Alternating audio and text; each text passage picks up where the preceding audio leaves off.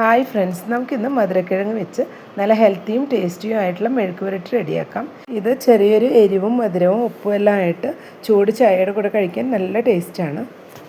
ഇതിനായി ഞാനിവിടെ 1 kg മധുരക്കിഴങ്ങാണ് എടുത്തിട്ടുള്ളത്. ഇത് തൊലി കളഞ്ഞ ശേഷം ഒന്ന് ചെറുതാക്കി കട്ട് ചെയ്ത് വെച്ചതാണ്.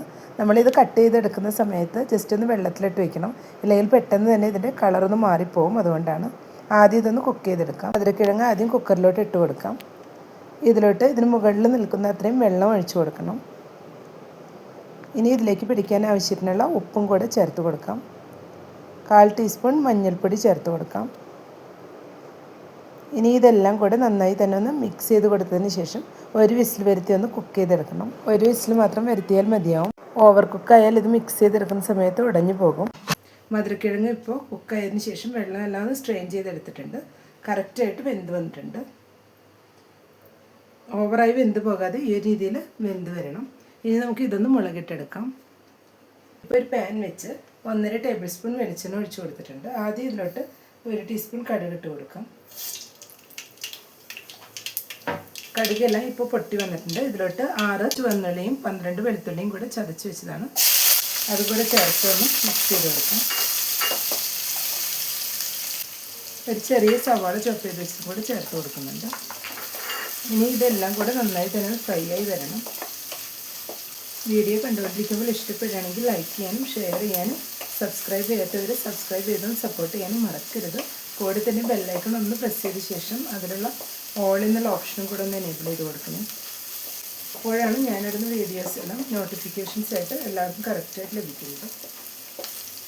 ഇപ്പോൾ സവാളയും വെളുത്തുള്ളിയും ചുവന്നുള്ളിയും എല്ലാം ഒന്ന് ഫ്രൈ ആയി വരുന്നുണ്ട്. ഈ സമയം അല്പം വേപ്പില കൂടെ ചേർത്ത് കൊടുക്കാം.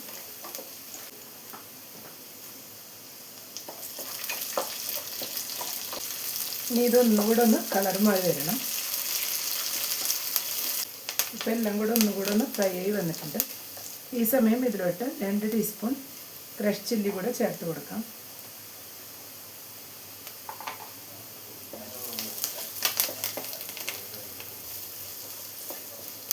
ഇപ്പോൾ എല്ലാം കൂടെ ഒന്ന് മിക്സ് ചെയ്തെടുത്തിട്ടുണ്ട്. ഇതുപോലെ ചില്ലിയെല്ലാം ചേർത്ത് കൊടുക്കുമ്പോൾ നമ്മൾ സിമ്മിൽ വെച്ചിട്ട് വേണം നമ്മൾ ഇതുപോലെ ഒന്ന് ഇളക്കി ഫ്രൈ ചെയ്തെടുക്കാൻ. ഇപ്പോൾ എല്ലാം കൂടെ ഫ്രൈ ആയി വന്നിട്ടുണ്ട്. ഇതിലോട്ട് ഇനി മധുരക്കിഴങ്ങും കൂടെ ചേർത്ത് കൊടുക്കാം. മധുരക്കിഴങ്ങ് ചേർത്ത് കൊടുക്കുമ്പോൾ നമ്മൾ ചെറിയ രീതിയിലൊന്ന് ചൂട് മാറിയതിന് ശേഷം ചേർത്ത് കൊടുക്കണം.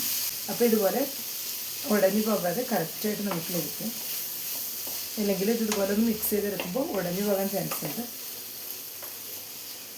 അപ്പോൾ എല്ലാം കൂടെ ഒന്ന് മിക്സ് ചെയ്ത് കൊടുത്തിട്ടുണ്ട്. മധുരക്കിഴങ്ങ് മെഴുക്ക് പുരട്ടി ഇവിടെ റെഡിയായി വന്നിട്ടുണ്ട്. മധുരക്കിഴങ്ങ് നമ്മൾ ഇതുപോലെ റെഡിയാക്കി എടുക്കുമ്പോൾ ചെറിയൊരു എരിവും മധുരവും ഉപ്പും എല്ലാം ആയിട്ട് നല്ല ടേസ്റ്റാണ് കഴിക്കാനായിട്ട്. ഇതുപോലെ അപ്പോൾ എല്ലാവരും ഒരു തവണയെങ്കിലും ഒന്ന് ട്രൈ ചെയ്ത് നോക്കുക. ഇഷ്ടപ്പെട്ടെങ്കിൽ ലൈക്ക് ചെയ്യാനും സപ്പോർട്ട് ചെയ്യാനും കൂടെ തന്നെ ഫീഡ്ബാക്ക്സ് ഉണ്ടെങ്കിൽ അറിയിക്കാനും മറക്കരുത്. Thank you.